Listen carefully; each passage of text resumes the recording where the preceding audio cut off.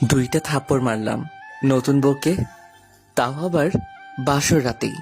আজকে বিয়ে করে বাসর ঘরেই বউকে মারলাম। ব্যাপারটা জানি কি রকম না।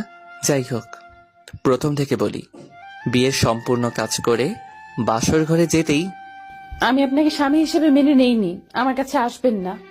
মেনে নেননি কেন? আর এটা বিয়ের আগে বলতেন, তাহলে আমি সবাইকে মানা করে দিতাম।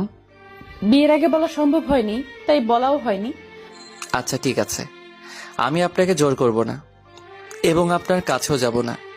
কিন্তু একটা কথা, আপনি এখন অজু করে আসবেন আর দুজন একসাথে নফল 2 রাকাত নামাজ পড়ব। আমি আপনাকে মেনেই নেইনি, তাহলে আপনার সাথে নফল নামাজ পড়বো কেন? এত কথা বলেন কেন? যা বলছি তাই করো। করব না। 2টা মেরে বললাম, যা অজু করে আয়। পানিযুক্ত চোখ নিয়ে অজু করতে গেল।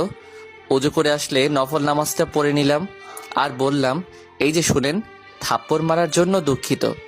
সীমা কোনো কথা বলল না, সে বিছানায় গিয়ে শুয়ে পড়ল। আমিও আর কিছু বললাম না।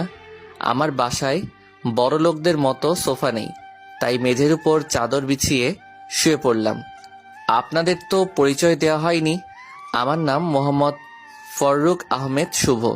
আমি মাদ্রাসার চাকরি করি এবং বাচ্চাদের আরবি প্রাইভেট পড়াই। আমি এতিমখানায় মানুষ হয়েছি, তাই পরিবারের কেউ নাই। চাকরি ও প্রাইভেট পড়িয়ে মাস শেষে দেখা যায় 15,000 টাকার মতো হয়। আবার মসজিদের ইমামতিও করি। চেহারা তেমন ভালো না, মুখ ভরা দাড়ি, দেহের রং কালো। আর গল্পের নায়িকা সীমা মডার্ন মেয়ে, গায়ের রং ফর্সা, অনেক সুন্দর দেখতে।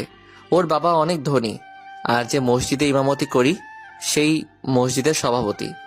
আর এই কারণেই আমাদের বিয়েটা উনি দেন আর আমি না করিনি। অনেক কথা বললাম, এবার গল্পে আসা যাক। সকালে ঘুম থেকে উঠলাম, উঠে নামাজ পড়লাম, পরে কিছুক্ষণ কোরআন তিলাওয়াত করলাম। ওইদিকে সীমা এখনো ঘুম থেকে উঠেনি। আমি হালকা নাস্তা করে মক্তবে পড়াতে গেলাম। সেখান থেকে আসলাম 7:30-এ। এসে দেখি সীমা এখনো ঘুমিয়ে আছে। তাকে ডাক দিয়ে বিরক্ত করলাম না, এতিম মানুষ, তাই রান্না করতেই পারি। তাই চলে গেলাম, রান্না করলাম মাংস।